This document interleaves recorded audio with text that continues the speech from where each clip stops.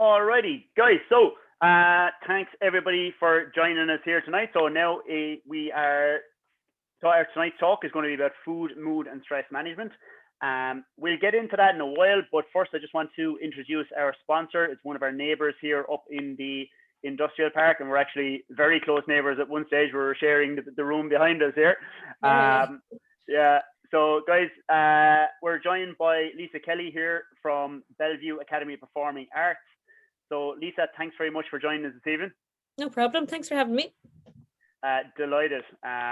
So, I suppose, first, Lisa, for people who don't know Bellevue or what you guys do, would you mind just filling us in a little bit about what you guys do over there? Yeah, so we're a Performing Arts Academy, so that covers the musical theatre, the speech and drama, the dance, and the instrumental and vocal genres. So we have kids from all ages, from 3 up to 105. So kids and adults that come to us for the lessons. Some are individual and some are group, and we're running from Mondays to Saturdays. So we kind of cater for something for everybody. And then we are also doing some vocal ensemble lessons now as well. So we were only doing one-on-one. Now we're bringing together kind of small mini choirs as well.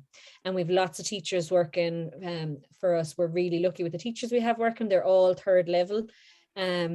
So they all really have practiced or studied the craft of whatever they're teaching. That's really important for us, that they're not just someone that just picked up a guitar one day and decided I can teach guitar.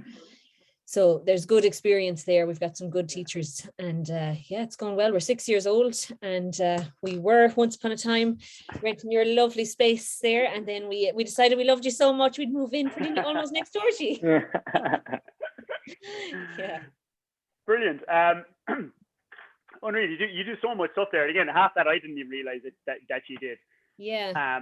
You started somewhere else in Clonmel, and then you were here for a little bit, renting from us here, and then we started at a summer camp. We just decided, myself and Keith, to run Bellevue. We've done performing arts all our years, started with Mary Cummins, rest in peace. She was a fabulous woman. If anybody knows Mary Cummins, and worked our years through, grew up through the stage schools, doing all the shows. And then one day we were like, we really want to do something more. At the time, there was drama groups in Clonmel, but not a lot of musical theatre, apart from, the Choral Society. Yeah. So we started with a summer camp. We had 40 kids, and I think we had 7 voice students at the time. And then we had, just pre-COVID, say we would have had over 400 students. So it really did grow. Yeah, really, really, really went far for us. Now, unfortunately, look, COVID affected us in lots of different ways, as it did many businesses. But, we just keep trying to add new classes. People come to us and say, do you do this? And we're like, no, we'll think about it. But one of our most popular classes is our theatre tots. So that starts with 3-year-olds, and that's play school. So 3 to 5-year-olds on a Saturday morning. It's great if you've had a night out Friday night and you have 3-year-olds on a Saturday. But no, they're great fun, and they're real basic introduction to musical theatre. So simple little movement, dance skills, nursery rhymes, stories, mimes. They love it. It's a really good introduction to drama and musical theatre. A lot of them as well might not have even started play school properly or school properly. So it's a really good introduction to even group work with them as well. And then we have as musical theatre classes, mainly on Saturday, working through the whole age group up as far as 18. And then most of our instrumental lessons are one-on-one that go through Monday to Friday. Wow. Yeah. Brilliant. I could be into it, Charlie. Yes, we might find he's calling. Yeah. I wouldn't put it on you. Don't worry. You mentioned COVID there, or kind of the last few months. That must have been a bit of a crazy time. Were you able to shift some of the stuff online, or what did that look like you for the last couple of months? Yeah, so originally the thought of going online, I think similar to everybody else at the time, was so scary. And what do we do with this? And looking at ourselves, nobody wanted to do online. But we had to try and sustain our business. So we trained ourselves as best we could. We trained our teachers, and we gave it our best shot. And it did work for the most part. The instrumental lessons worked better than the group lessons, I suppose, because you're just one-on-one. And so for the piano lesson, the teacher would set up 2 devices so that you could see the piano, keys, and her speaking or him speaking. But with the group classes, they were a little bit trickier. The teachers, myself included, were much more challenged in our teaching, I think, than we ever have been. I think I did more research and more lesson prep than I have ever done for an in-person class, because you know, doing a drama class, like trying to do a scene with people. How do you do a scene on Zoom? You know, it was a lot of breakout rooms, but yet you still want to monitor it as the teacher and make sure they're having fun, and you don't want them to come away going, I'm bored. You get the honesty from young kids as well. When's this over? Or look at my cat. You know, we got all that too, which is actually great fun sometimes. And the lesson can take a total tangent in the best way possible. But then we kind of called it after we were closed. I think the second time we just said, you know what, we don't want to make this boring for kids anymore. We want to just think we need to all take a break and just look forward to opening properly. And then when we came back, it was just like, honestly, not to sound cheesy, a bit emotional to see all of them back in the studio again. Yeah. So we took a different direction then, because we felt like we were offline so much. We got in touch with some performing arts stars from the West End, or mostly from Ireland, you know, that would have been in Waitress or Les Mis. And we actually got Killian Donnelly, who's the current Phantom of the Opera. We had Kerry Ellis, who played Elphaba and Wicked, and they came and did workshops for us. So because obviously students had still paid their fees, and either we were going to hold them or not. So we put it out there to the parents, would you be happy if we could pay some people to come on and give a little workshop? And some of the kids actually got to perform for the likes of Killian Donnelly and Kerry Ellis and sing for them and get tips. And it was just like fantastic. So we wouldn't have had that chance if it wasn't for COVID, to be fair, because these artists were out of work as well. And now we feel like we're kind of friends with them. We feel like total fangirl. And I also made them all promise that they could come to Bellevue when we're open in person. They can come across to Phoenix for a workout then when they're finished. We'll do. Yeah. Brilliant. So, yeah, so like I think we were a little bit in the same boat where, yeah, COVID was a really tough time, but there is some positives that came from it as well. And I suppose it's to think about those more so than anything is the huge thing. So that you made some great use of some opportunities there. So what has it been like now since you got to reopen again? You said it was kind of emotional getting to see the kids again. I assume they're all delighted to be back in. Yeah, like obviously we still have to keep our protocols as much as possible. Like we still can't put them into little groups and do scenes, and drama is very interactive, and you know, it's really important social skill for a lot of kids come there for their self-confidence, and it's really hard for that child that you know is there for that, and they can't actually interact properly in a group. So we're still catering our lessons as much as we can and putting a lot of work into it. But at the same time, most of them are just happy to be there, be in a room with people that love the same thing as them, hearing a musical song and just, you know, having a bop in the room about it. But it's been fab. And like we have said to them, we're hoping to bring back our Christmas charity concert in some shape or form. Whether it's outdoors or indoors this year. We've done it every year. We've raised over 10,000 in the last few years for different children's charities, and we want to try and get that back again. Like, it's great to have, you know, to be able to give to the charity, but for the kids as well, for them this year more than anything, they missed performing. And when I told them on Saturday, they were just like, oh, finally we get back to do something again, you know. It was brilliant. So yeah, it's been hard that obviously numbers are down because some people are still a little bit apprehensive about coming back, and they're very honest about that, but that's okay. When they're ready to come back, we're there. You know, we understand. Brilliant. Yeah, that was my question, was what was your plans in the kind of run up to Christmas? So it's brilliant to be able to get back to something, although I'm sure outdoor is going to prove a bit of a challenge too at that time of year, but yeah, look, we've tried we've exhausted social media. I think people are sick of us on social media trying to put up things and do things, because, you know, there's only so much you can do outdoor, indoor. So you're trying to get it to people any way possible. But like, we're still hoping to put on our end of year show in May as well. That's still the hope, because that obviously got cancelled with COVID.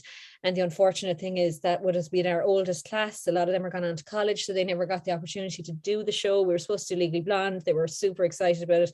So now we only have half our cast and then half a new cast, and it'll all have to be rejigged. But look, please God, we'll get it going. Yeah, fingers crossed. Yeah, brilliant. It's class, and it's great to see kind of getting back up and running and see the bit of life coming from that side of the industrial side again.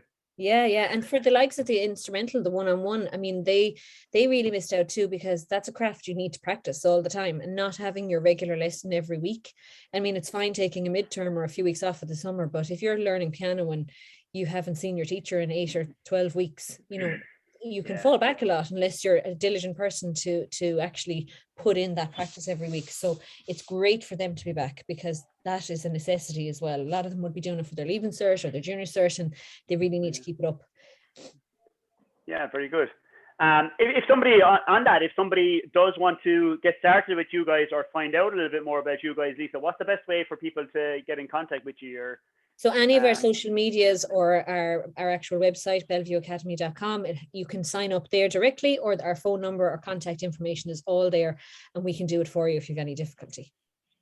Brilliant. Absolutely super. And is there anything else you want to kind of fill us in on or let us know that's coming up or anything like that now in before we kind of No, I think basically we're deadly at what we do, and we get good feedback, and people love it. Like, we're a bit hidden away up there. I think sometimes I still get surprised when people are like, "Where's Bellevue Academy?" and I'm going to know where Phoenix is. But yeah, so people often look at us and, like, we may have these lovely pictures outside our doors of dancers and theatre masks, but they, might be a costume shop for all they know. But, like, there's always some mad activity going on in there, and kids do love it. And we welcome everybody, young and old. So brilliant. Well, guys, for anybody interested in any of that stuff, please do check out Lisa's website, and I will Lisa, I'll put that website in the email I'm going to send out tomorrow with the recording, and we'll get all that stuff out. So before you go, I want to, or you're more than welcome to stay around for the talk as well if you want, but we just have a small little kind of a hamper prize that we want to raffle off. So I'm going to need you to pick a number. I'm going to say, I bring it up here on my screen, between 1 and 45, between 2 and 45. You can pick a number for me, and that person is going to win a little hamper from us here at Phoenix. Only something small, but. Okay, I pick 33. 33. Clara Fahy. Well done, Clara. Oh, great. Super. Super. Clara make good use of that. Good. Yeah. The protein powder. Yeah. Yeah, excellent. Protein powder in a water bottle and a few other bits there. So super. Lisa, thank you very much for joining in tonight now and filling in a little bit more. We're going to kick on with the talk. As I said, you're more than welcome to hang around and listen to the talk if you want. Completely up to you, but I'm going to start sharing my screen here, and myself and Colin are going to kick into the topic for the night. All right. Great. Thanks, guys. Thanks very much, Lisa. I'm just going to get share screen going here, guys. Just bring up our talk. Bum, bum, bum, bum, bum. All right, yeah. Bum, bum. I'm going to minimize this. Sorry, wrong share.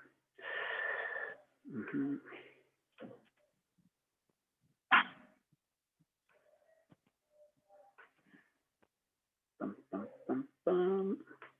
I'm rusty.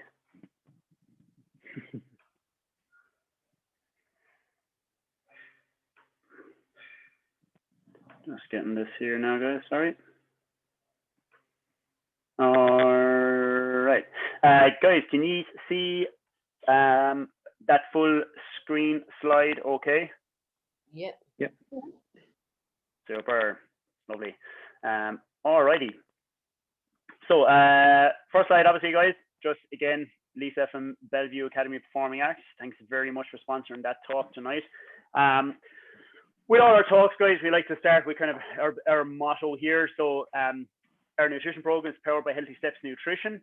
And with that, we just believe that something as fundamental as nutrition should not be complicated. So with all our nutrition stuff, we focus on a really simple habit-based approach to help you reach your goals. And we just take it one step at a time.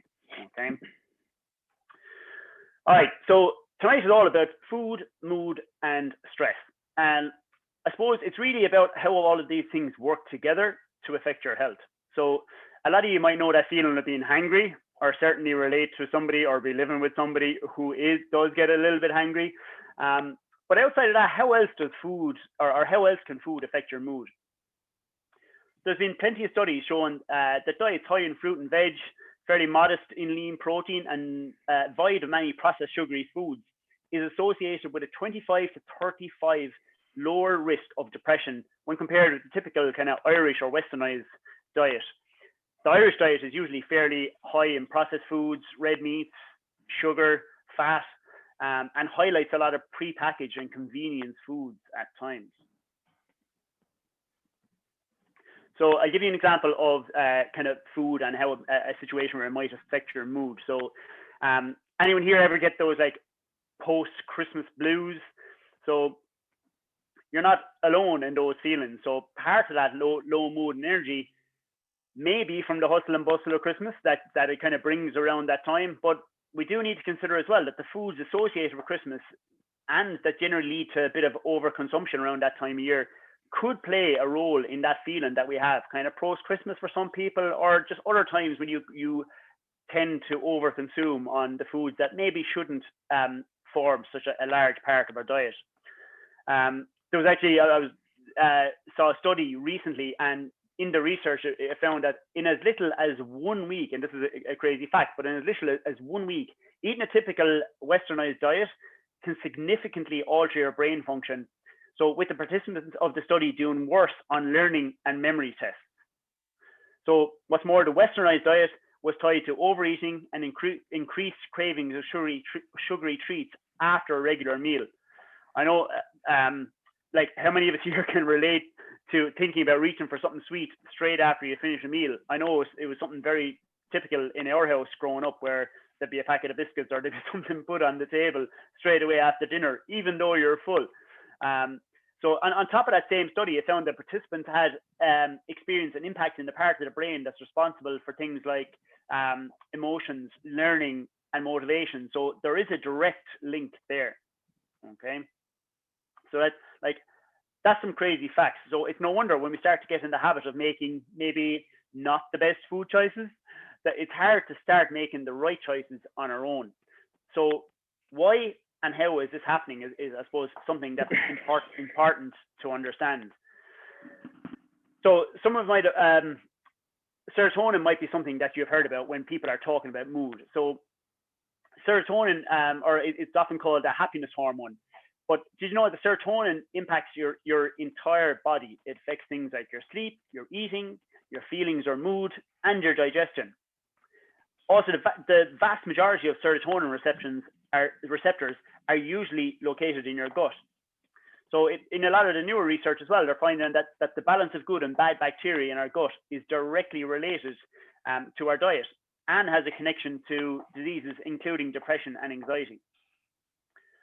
So what these things are really telling us is that we aren't making the choice to eat a balanced diet. The balance of our gut, which is directly related to our mood, gets compromised, in turn leading us to feel like more sad and just in generally just more unmotivated. So now that we know our food is really playing a role in our mood, there is some things that we do to be the kind of healthiest, happiest version of ourselves. And Conor, I'm going to let you talk about this one for a little bit. Yeah. So guys, a lot of us might know this one already. Anybody who has been around the gym has definitely heard this term being put around a lot. But the plate method is one of the easiest and most effective ways of improving your diet. We get eating a balanced meal of quality whole foods. You can use this method, for your favorite food that you eat every day. You can also input recipes and use the same application. So it's pretty versatile. What we need to start doing is rearranging our plate. Now, I know, like, for me growing up, the way the plate is there is not the way the plate was back then. We would have had maybe half a plate of pasta or half a plate of potatoes, and it was definitely not half a plate of vegetables. So, a lot of us are not expending enough energy to warrant having half a plate of pasta these days. So I think it's super important to get a mindful balance, and this is what it incorporates. Half of your plate is going to be non-starchy vegetables. So you're thinking things like, cauliflower, broccoli, carrots, peppers, onions. Quarter of our plate, or as a palm-sized portion, is going to be lean protein. Lean protein is just basically one that's low in fat. Okay, so some examples will be chicken breast, turkey breast, and salmon, prawns, and you have like lean red meats in there as well. Quarter of that plate is going to be a starchy carbohydrate. So you have potatoes, rices, whole grains, fruits and veggies are also in there as well. Now, outside of the plate, we have a bottle of olive oil and we have an avocado. So fat is a huge part of our diet, but we only need a little bit of it. It's extremely calorically dense. Okay, in fact, it's more than double the amount of calories per gram than carbs and protein does. So that's why we need to kind of use it sparingly, and that's why it's not taking over, a big portion of that plate. Some good quality sources are the best ones we want to be consuming are plant-based sources. So you have nuts, seeds, your olive oils, avocados, and just to name a few.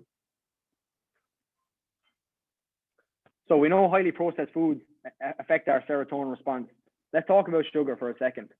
Our brains require glucose or sugar for energy.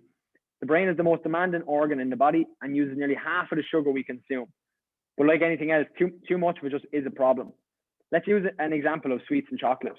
Like after an hour, most of the time we get a feeling of fatigue. If we've had a lot of it now, feeling fatigue, a mental fog, you can even get decreased happiness for a short period of time. And it can lead to cravings nearly instantly. You're not going crazy. Everybody is in on this. But this is the actual effect that sugar has on our body.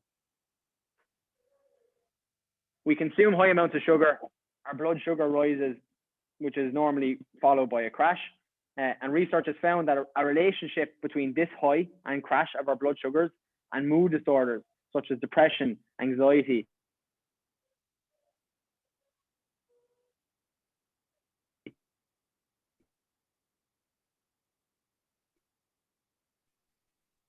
as well as learning and memory function. But how is sugar causing this?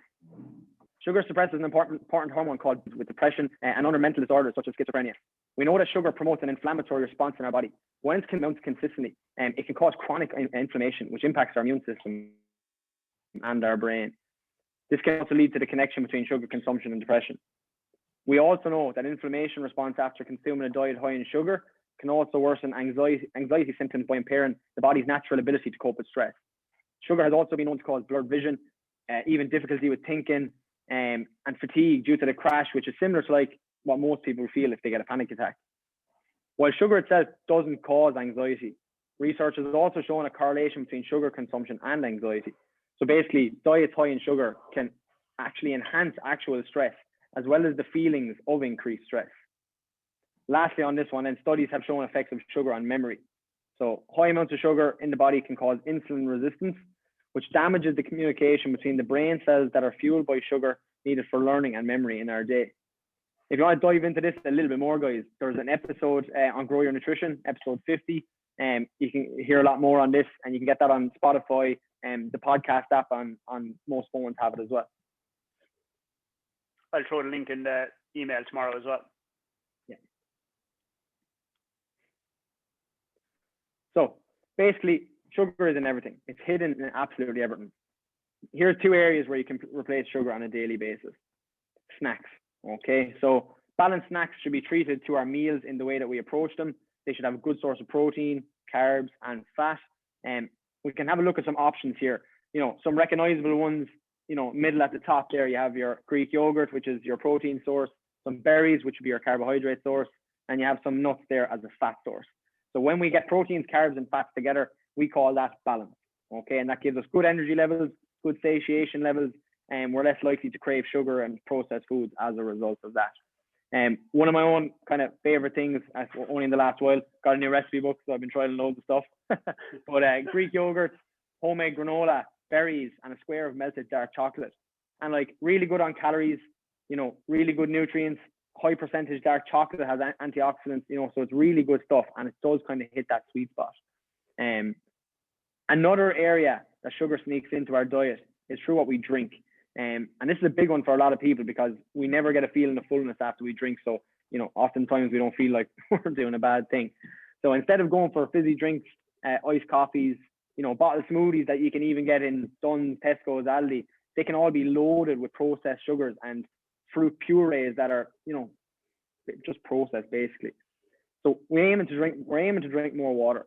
If you struggle to drink water, try some combinations, water, cucumber, mint, lemon and lime, berries, orange, citrus, and any of those can really, make it a little bit easier for you to drink water. So we've talked about how food is affecting your mood. Let's really shift the gears a little bit here. And let's talk about something that goes unnoticed and it's not talked about too often, especially when it comes to health and wellness, and that is stress management. So we live in a world that constantly fills us with stress, but how does it actually affect us? So increased stress leads to increased cortisol in the body. These higher levels of cortisol, they lead to increased blood sugar and inflammation, suppressed immune system, and decreased nutrient metabolism. Studies show that increased levels of stress can also cause weight gain, water retention, high blood pressure, fatigue, changes in mood causing irritability, insulin resistance, which we literally just talked about there. So it's clear that, you know, while stress gets put on the back burner a lot, we need to take control of it still if we want to increase our overall health and our mood. While stress isn't as simple to navigate like, you know, fizzy drinks or sweets or chocolate, we can still work on proper stress management techniques. Like anything else, you're just going to have to learn it. Practicing mindfulness when presented, you know, with certain stressors, it gives us alternative ways to process and handle what's happening. So whenever you're feeling stressed, practice stop. And we use this a good bit in the gym as well.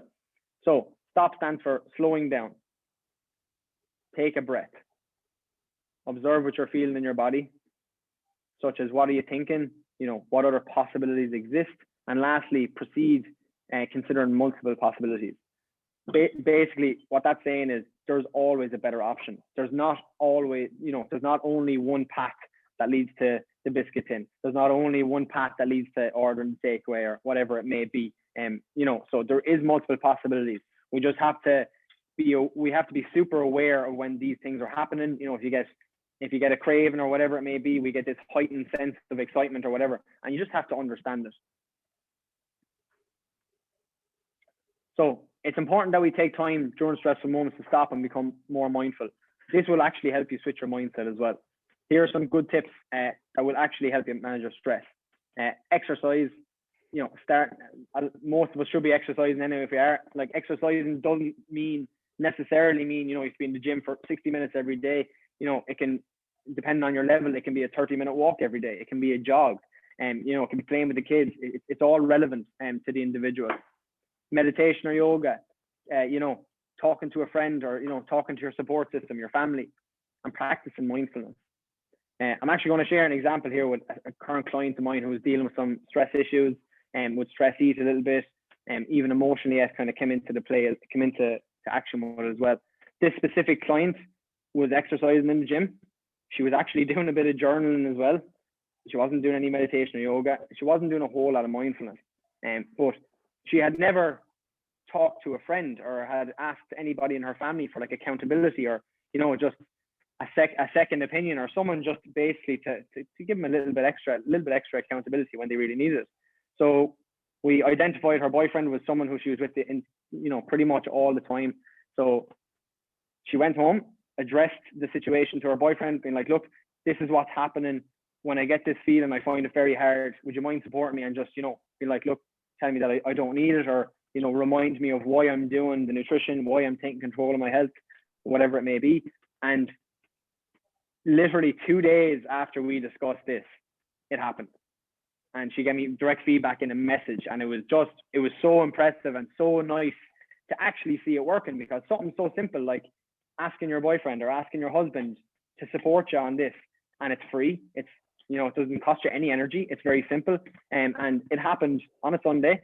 I think there was a leftover pizza in the house, something like that. And she was going to get the pizza. She had a moment where she went for the pizza, and he was like, no, hold on. Remember what we talked about on Tuesday? You know, you stopped me and you're like, you know, remind me why I'm doing this and all that. And that was it. And she didn't have it. And Monday was a new day back in the gym, and we avoided a binge or a possible outbreak on the Sunday night. Now, not to say that it's going to work 100% of the time, but something as simple as addressing the matter to a family friend or someone like that, you know, it had a huge impact. So that was just, you know, that was really, really cool way of managing that. Combination of all those small steps. Exactly, yeah. If you're not feeling good and you're dealing with a lot of stress in your day-to-day life, like, now is the time to change and take control of your health. We have a team of nutrition coaches here who can really help you build healthy habits and really help you progress to get your goals in the most sustainable way possible. You can book a free intro chat with someone from our team, and they will lay out a customized plan specifically for you. So lastly, guys, just a big thanks to everyone who tuned in today. You know, food, mood, stress management, they're hot topics in the health and wellness space at the moment. So we're going to open up to Q&A, guys. Hopefully some of you have some questions. But I really enjoyed that.